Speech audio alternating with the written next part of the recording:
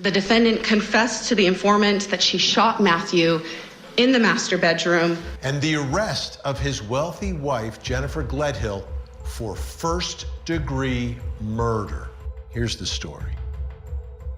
In the early hours of September 21, 2024, a 51-year-old father of 3 and serving member of the Utah National Guard lay asleep in the master bedroom of his home.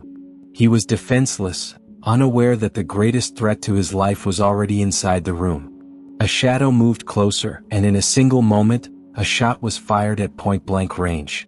The person who pulled the trigger was not a stranger, not an intruder, but his wife, Jennifer Gledhill. This crime of impulse was the beginning of a much darker story. Welcome to Creepy True Cases. Take a second to subscribe as we unravel the twisted case of Jennifer Gledhill. Jennifer, 42, lived with her husband, Matthew Johnson, 51, in the wealthy neighborhood of Cottonwood Heights, Utah. They were the perfect example of a happy family. Matthew was a great father and a military husband, while Jennifer was a hands-on mom. They had 3 children, aged 11, 7, and 5. Matthew was a reputable member of the Utah National Guard Special Forces Group. He had served his country for many years and was considered brilliant and dependable by his peers. Matthew and Jennifer had the perfect marriage. She played the role of a supportive wife, and the family lived in a quiet and calm district, a place that most could only dream of. However, nothing is ever perfect. The couple had their issues and disagreements. It was never made public. They considered their relationship as dysfunctional and began to consider a divorce. Things deteriorated further, and in August 2024, Jennifer made a strategic move. She filed for a temporary protective order against Matthew, with the claim that he was aggressive and toxic, and she needed protection. The case was presented before Russell Minus, the 3rd District Commissioner. After examining the evidence presented by Jennifer, which included videos and text messages, the District Commissioner dismissed the order, ruling that there were no cases of abuse, rather that Jennifer had constantly belittled Matthew and treated him in a most demeaning manner. There was no threat, just a woman attempting to provoke a violent response, which often failed. The Commissioner further stated that the general conduct of the parties involved was highly unsustainable, and that filing for a divorce was a more appropriate line of action.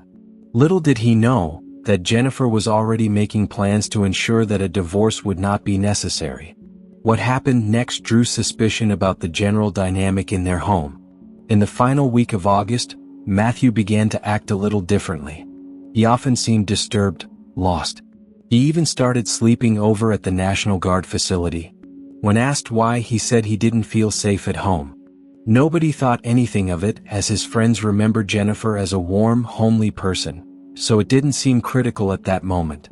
One day, Matthew shared a deeply troubling conversation with his longtime friend, Kevin Thompson, who was a retired Utah National Guardsman. Matthew opened up about his marriage and came to the conclusion that it was time to move on, and that a divorce would be initiated as soon as possible. That was the last time Kevin ever heard from Matthew. Because Jennifer had a secret, one that she had hidden for a few years, and had made her distant from her husband. She was having an affair with another man. This other man became a key component in unraveling the case that soon followed. Jennifer was deeply in love with the other man, whose identity remained undisclosed. She was prepared to give anything to be with him, including the life of her husband. So she began to plot. She wanted a clean way to leave the marriage without any suspicion, and with as many benefits as possible. On the 19th of September 2024, Jennifer visited her lover and showed him a loaded gun she had in her possession. It was a Glock 19X, which she claimed was just a home weapon for self-defense. It was normal for military wives to own guns, so it didn't raise any flags for her lover. That was until 2 days later.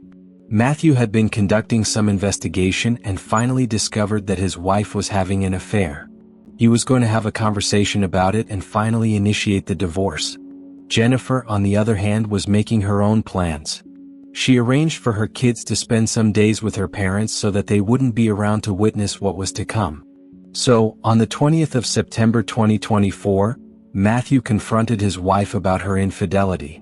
The disguise of a perfect mom finally crumbled, and a heated argument followed.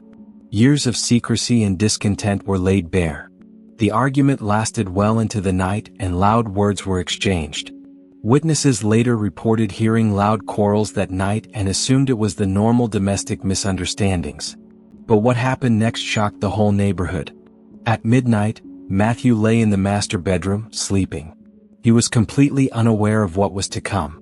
Jennifer, who had been sleeping in a different room, approached him with his own 9mm handgun. She pointed the gun at his head and fired a shot. According to her statement, she placed his body inside a rooftop storage container and slid it down the stairs before loading it onto the back of their minivan. She proceeded to smash his phone and then drove Matthew's truck to a neighborhood not too far away. This was a well-calculated cover-up that was supposed to seem like a missing person case. She drove his body as far north as she could and buried him in a shallow grave. The location of Matthew's body remained unknown even to this day. Jennifer knew that the police would first carry out an extensive search of the residence, so she began cleaning every mess, every blood stain, and every DNA evidence that could suggest that the crime had happened at home. She bleached every stain and every wall. She also ordered a new mattress to replace the one Matthew was lying on when he was shot. The mattress arrived just 2 days later and took the place of the old one. Jennifer thought she had covered all loose ends, but she made one major mistake. 2 days after the murder, Jennifer visited her lover and told him everything that had happened. She confessed to unaliving her husband, how she cleaned up the house and disposed of his body. The man spotted a small bruise on her arm. Jennifer explained that she had gotten the bruise while trying to move her husband's body. She casually explained that it had been buried in an unknown location.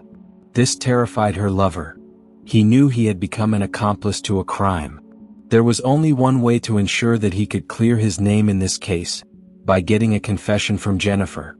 Over the next few days, he would record their phone conversations and make her repeat everything she had said previously. He told her that he was afraid and she replied, saying she couldn't hurt a fly, but Matthew had become something inhuman. There was a coldness in her voice as she made these statements. She had become so disconnected that his death meant absolutely nothing to her. Jennifer asked her lover not to think differently of her. She wanted him to remember who she was before her confession, and that she was still the same person. As she spoke, she referred to her husband in the past tense, and this was before she reported the case to the police. Matt had been gone for about a week, and the Utah National Guard was already searching for him. Jennifer told them that Matthew left home and told her that he would be gone for a week, and not to call while he was gone. On the 28th of September 2024, at exactly 11:47 p.m., Jennifer Gledhill made a desperate call to the police. She called to report the disappearance of her husband and father to her children, Matthew Johnson. But what she didn't know was that her lover had been gathering evidence against her. The Cottonwood Heights police quickly secured a warrant to conduct a home search on the Gledhill property and found a trail of evidence that told a shocking story. They found a large blood stain on the carpet under the bed. There were blood stains on the bed frame as well, with a heavy smell of bleach. Blood spots were also detected on the blinds and other materials. The fact that the mattress was brand new also made things more suspicious, because the date of purchase also coincided with the period of time when Matt went missing. As the investigation heated up, the police used GPS to track Jennifer's movement on the 21st and 22nd of September, showing that she had made very suspicious moves. She had traveled the same direction as where Matthew's truck was found. While there was evidence that suggested that Jennifer knew more than she was willing to say, it was the next action that gave her away. On the 2nd of October 2024, Jennifer's lover drove to the police station and handed over all the evidence he had gathered. He had her confessions and voice messages, screenshots, text messages, and phone conversations that were distinctive and irrefutable. Jennifer Gledhill was immediately arrested for first-degree murder and obstruction of justice. Her parents, Thomas Gledhill and Rosalie Gledhill, were also arrested and charged with obstruction of justice. The police had found out that the parents visited Jennifer after the murder and spent a total of 5 hours in the property. Rosalie had ordered the new mattress with her phone, and had manually reset her phone, deleting all data on where she was on that day. When the police asked Thomas about the master bedroom, he replied, saying, "I didn't go in where the incident happened," a statement which automatically revealed that he knew about the crime scene. One would wonder why Jennifer Gledhill didn't opt for a divorce. Here's where things get complicated. Matthew had a $500,000 life insurance investment to which Jennifer was a beneficiary. She had hoped to collect the funds as well as all the properties and move on with her new lover. The police, as well as Matthew's military friends, spent the next few months searching for Matthew's body, but they never found it. Jennifer pleaded not guilty in court. However, she faces 1 count of first-degree murder, 5 counts of obstruction of justice, 1 count of desecration of a human body, 1 count of tampering with a witness, and 1 count of possession of a controlled substance.